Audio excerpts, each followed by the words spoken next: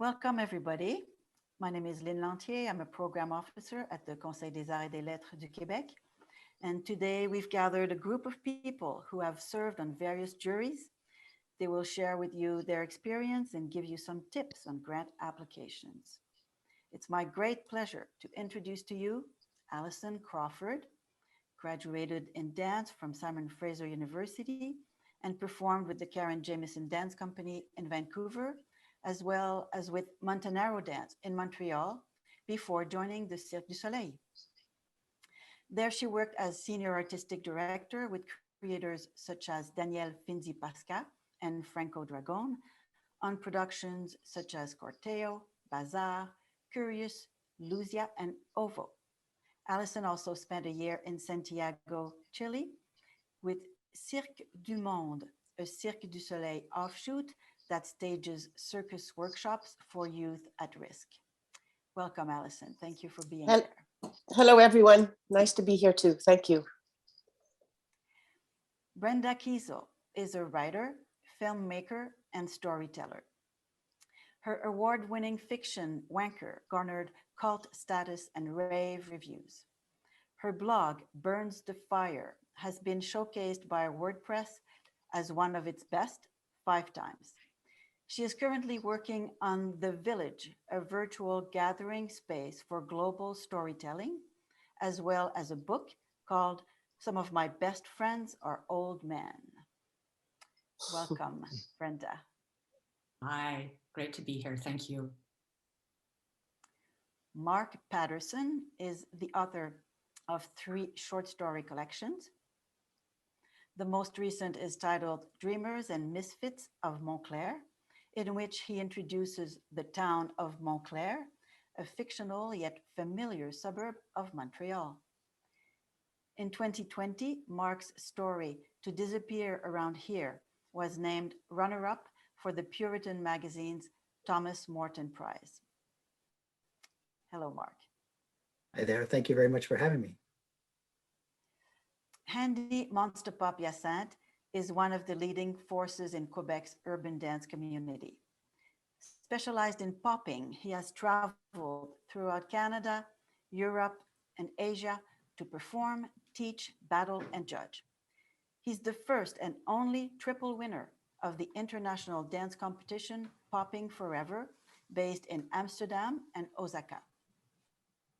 In 2014, he founded Jack of All Trades, a multidisciplinary urban art festival, which now holds events in Singapore, Taipei, Tokyo, Hyderabad, Vancouver, Los Angeles, London, and Montreal. Thank you for being there, Handy. Thank you for having me. Before we start, you've all participated in juries at the CALC, but have any of you received grants from the CALC? I'm curious to know. Yes. Indeed. Yes. Thank you. Been on both sides of the equation. I'd like to hear you talk about your experience as a jury member at the CALC. What do you think are some of the key elements to know about regarding this process for you? Well, the experience for me was an eye opener. I was able to see different practices in the dance department, and also to see how artists describe or puts forward the art form. The codes are different, and it's different practices. So it was challenging, but also a great discovery in the few times that I've been on the jury. Yeah. One thing about the process that might be interesting to know is that really a grand jury is separated into 2 main components, and the first component takes place for the juror all by themselves at home or wherever in the 4 or 5 or 6 weeks prior to the jury actually meeting together. And it's during that time that a juror will be going over the applications and making their independent evaluations of each application, because during this time beforehand, no juror knows who the other jurors are going to be. And so then when it comes time to actually meet as a jury, at that point, each juror has submitted their own independent evaluation of each application. And then when the jury does meet, we kind of have a roundtable discussion where each application is discussed in turn, and each jury member gets a chance to speak about each application, shares their ideas and brings their own experiences and their own impressions to the table. And it's also important to point out that once we all hear each other's impressions and evaluations, jurors have the opportunity to modify the initial scores that they came to the jury with. And so the scores are really fluid right up until the last minute of a jury. And so we bring our own, okay, I've talked enough. I would like to say, give a little bit more about the process when we're on our own in, evaluating. And you have to take the time to read and watch, because we need to judge them fairly and give them enough chance, so you have a chance you need to give them time. And I don't just read it once, I read it 2 or 3 times, and I go through the videos just so I'm making sure that I quite understand. I say go with your gut too at the beginning. You just have to, for me, they have to touch me. They have to touch me visually, physically, emotionally. And that's what makes me love their project. I find that I've done 2 juries. The first time I took 4 to 6 hours on each project, on each evaluation. So it was a long one, but I got better in the second one. So that's something, but it's important, as I just said, it's important to take the time to fairly judge these wonderful people who are applying for these jobs, this grant.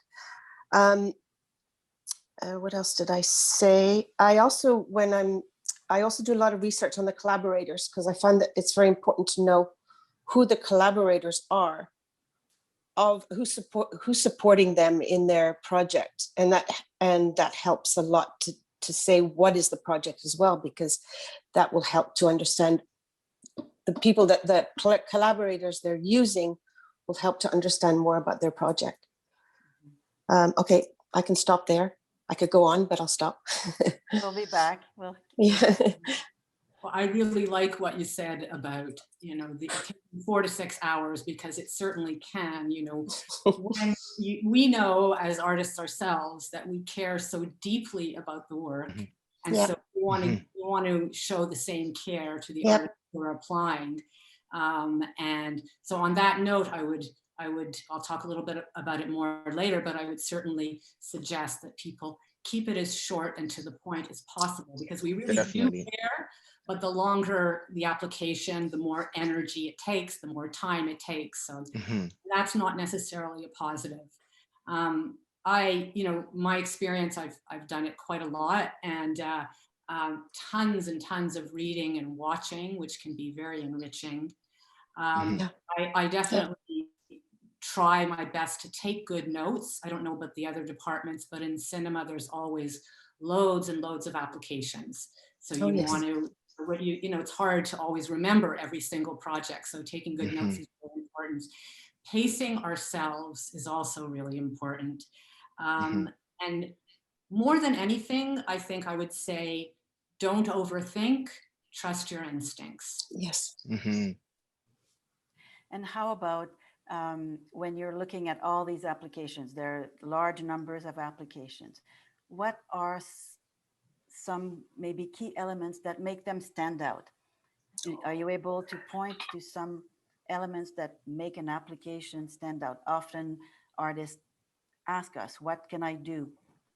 What should I be doing in my application? Mark, or Andy, sure, yeah. Yeah, sorry, I'll jump into that. I think what makes an application stand out, of course, is the quality of the art. It means what's being shared. It's the content itself. A point that I think too that is very important is to be clear with the application itself, the project. I think sometimes certain artists think that they have to write, they have to do the whole word count and like use all the word count, like all the word limits, like they have to write this exhaustive text, while it can actually be more concise and it could be clearer, and to keep it within the boundaries of clarity and being straight to the point. And also, like Allison would say, is to use your gut to instill a certain sense, in my regard, of passion also for your work. I think it's very important because we go through a lot of applications, and knowing so, we can get lost in all of that. You know, it's like going through 30 or 40 applications can be very heavy if every single application is coming through, like I said, heavy and with a lot of text. And it's not a question of like the text being too long. I think it's more about being clear, right? Being clear in what is being proposed, or what's the project, or what's the idea, or what's the artistic thing that you're trying to push forward. I think that's what's really important first and foremost before anything. Okay. Yeah. I see Brenda and Mark. Oh yeah, now. we're all yeah. Yeah. I mean, If I- whose attention span has not been crippled by the internet, right? We have almost no attention span. So that's just the reality, whether we like it or not. I mean, very few of us have much time to stay on one thing unless it's entirely captivating. So keep it short. Don't comment. I think that's something that I would have loved to know when I was younger. Don't comment on your work. That's up to other people to comment on your work. You express the work. Tell them what you want. Tell us what you want to do. Say what you want to say. If you're having trouble when you're filling out the application, stop, take a breath and say, what do I want to say? And then say it. It sounds very rudimentary, but it works. It works, and it goes, get to the heart of the matter. And you will have an easier chance of capturing our attention and keeping it. And if I could just add to this point about clarity, I think that sometimes, and it's normal in art, not to know everything about our projects. We don't necessarily know where they're going in terms of like everything. We have a project that, you know, knows what it wants to accomplish and how it wants to accomplish it, stands out. But then there are sometimes some things that you don't know. So when there's something that you don't know about your project, tell us how you plan to go about finding out. Tell us how you plan to arrive at the point where you can succeed with your project, because that goes a long way too to standing out, when you have a plan for those things that you just don't know. And I'll add to maybe just a little bit about another point about clarity, and I think this pertains probably more to literature than anything else, is take a hard look at the quality of the writing in your application. I'd say treat your application the same way you would treat a poem or a short story that you're planning on submitting to a journal or a magazine. Read it to yourself out loud. If you can, have someone else read it over, because a polished application really goes a long way to expressing the ideas from the applicant in a clear way for the jurors to understand. I think that's very important. What you just said was to read it to someone, because they're listening to it and then they'll go, well, I don't quite understand what you're saying, or whatever, you know. The other thing that I want to add on to that is what's realistic, you know, you could, because as we said, you know, we get these long, sometimes long projects, and you go, wow, that's great on paper. But how does it translate to the actual project physically, or in the dance world and in the circus, and because that's the juries I've been on.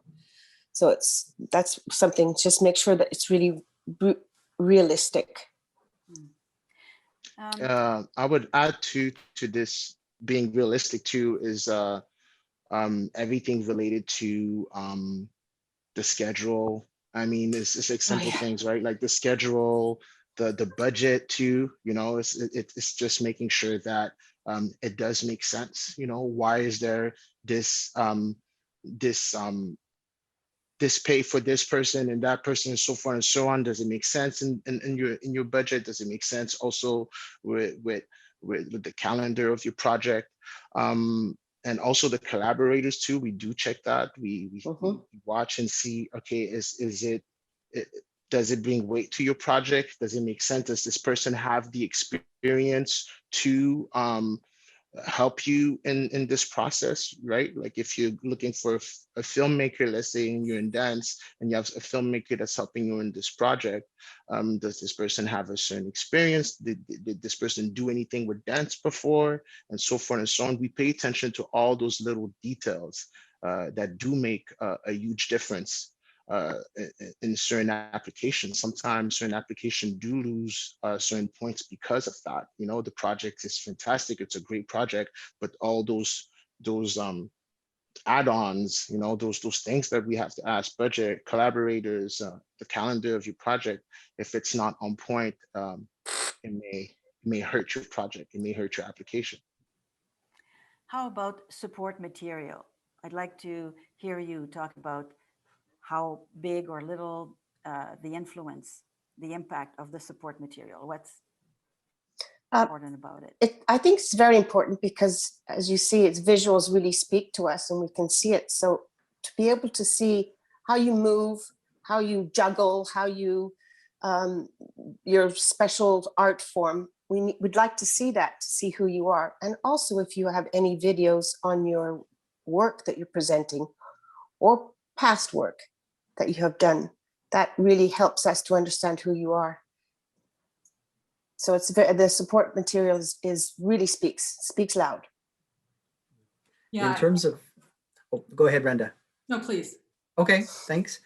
In terms of literature for the support material, I think an applicant would do well to think of it as their introduction, the introduction of their work to the jury, because not every juror has read every book that's out there and every literary journal that's out there. So oftentimes this is going to be a juror's first experience with your work. So I think a lot of people, and I would do the same, agonize over what to send as support material. Do we send the work in progress for the application that's being made? Do we send work that's already finished and polished and possibly published?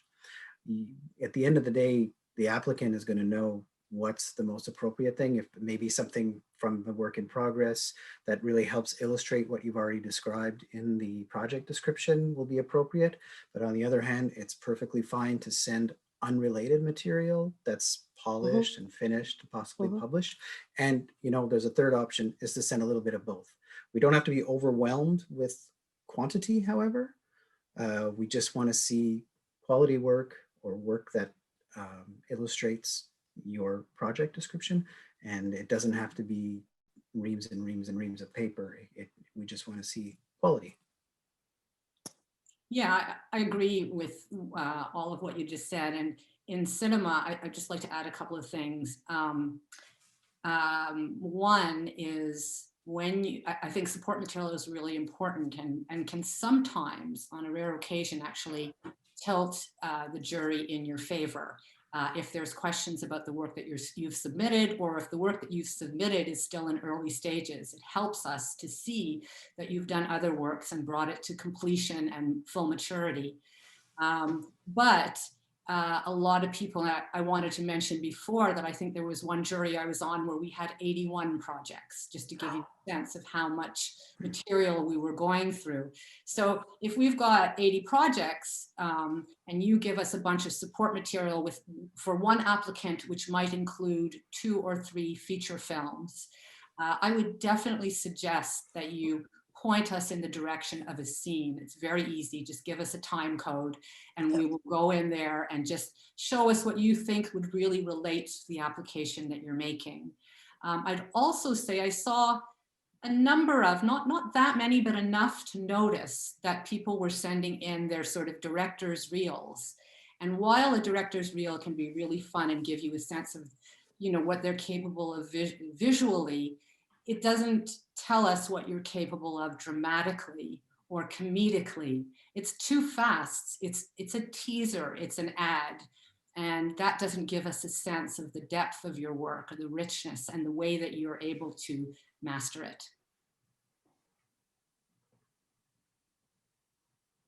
Yeah, I think you were nodding and you can relate that to dance. Same thing, right? Yes, yes, yes. Absolutely. The support material in dance. The support material in dance is definitely around the same line and very important, because we have to see I mean, dance is about movement in the body. Well, even though the dance can be challenged as what is dance, but we still have to see the work. We still have to see the expertise of the dancer or the choreographer. Again, keeping it concise too can help, you know, a bit in the same line as Brenda, to have just a certain section of the choreography that we can see, and having a description of what was the thing that needed to be pushed forward within that work.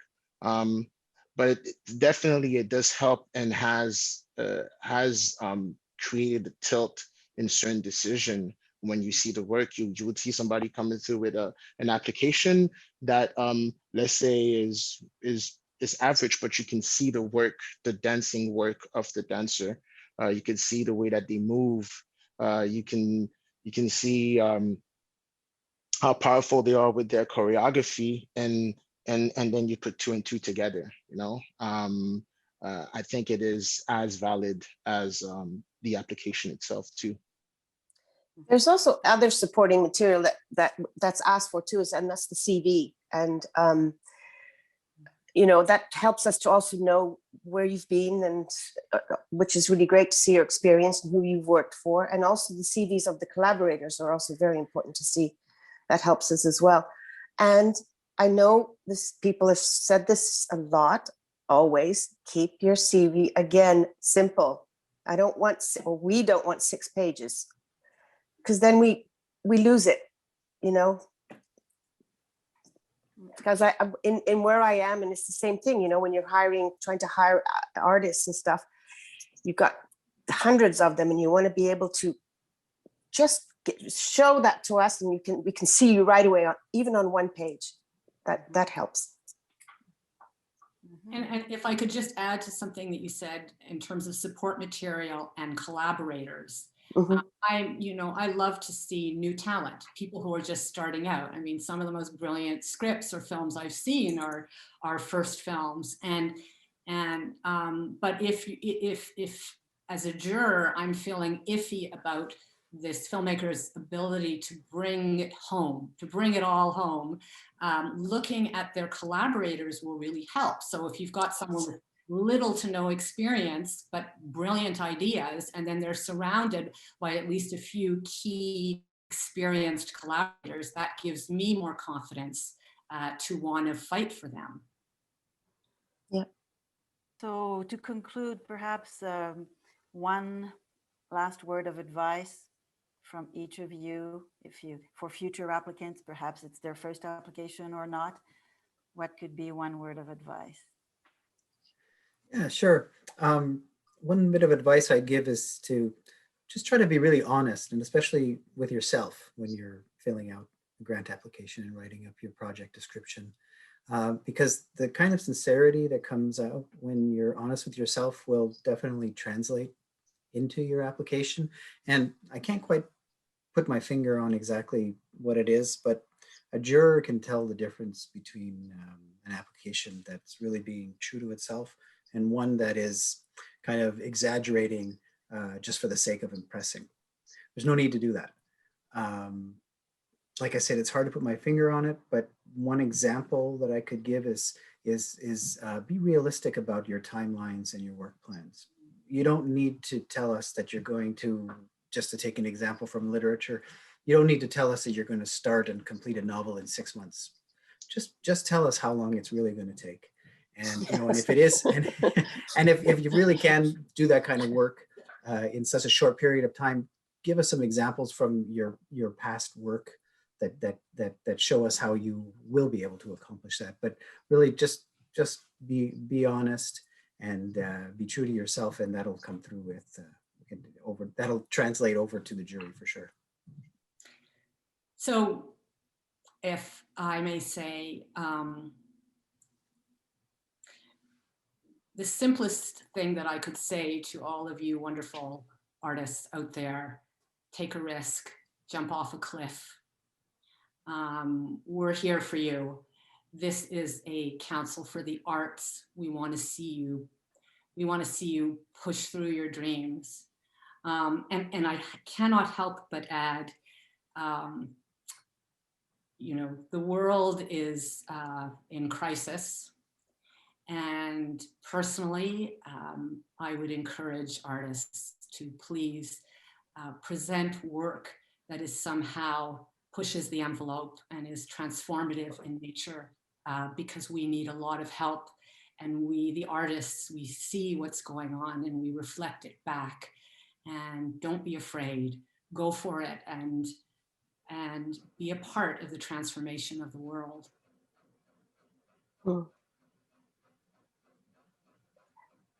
Well, I would similarly, that's beautiful what you just said, Brenda. As I said earlier, I want to be moved. And I need, and you are, all of you are beautiful artists. I know it's hard to put it on paper, but if you can try to just get it out there and take that risk and just put out what you're passionate for, what you want to do, that, and if you put your heart in, I've always said, if you put your heart into it, you will succeed. You will, if your heart makes a decision or your heart looks at it and goes, yep, then it works. And like Mark, don't give up. Never, never, never, never give up. An advice that I would give, I will base it on personal experience. The first grant that I've applied for, and that it was positive, I received it in 2008 for a training grant, right, to go to Japan. And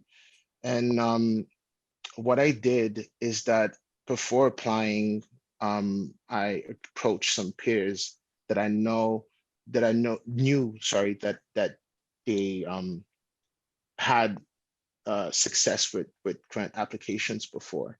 And that can help, you know, definitely help to at least understand what you're getting yourself into and how to do it. Coming from the street dance background, I never had applied in a grant, and it's not part of our ethos to apply for grants. We don't learn that. I know that in other practices, they're already in that process of in that format of how you apply for a grant, meaning démarche artistique, so forth and so on and all of that, right? So what I did is I went for somebody that was older than me. I asked them, I was like, all right, cool, how did you get your grant? How did you apply? Okay, you have to do this, you have to do that. And that definitely helped me. And I'm sending this message if this looks like a challenge, or if it's foreign for you in any way, shape, or form. I'm positive there is somebody in your practice, in your dance practice, that either applied for a grant or and also have been successful for a grant, and they will most likely be willing to help you out, at least to understand how to go about it. Thank you so much for this very sound advice. I'm sure people will be helped hearing all of what you said, all of what you talked about. So I would like to thank you for participating in this panel. I hope that people appreciated you sharing your personal experience, and I wish you all the best. Thank you. Thank you. Thank you Thank you, very Lynn. much.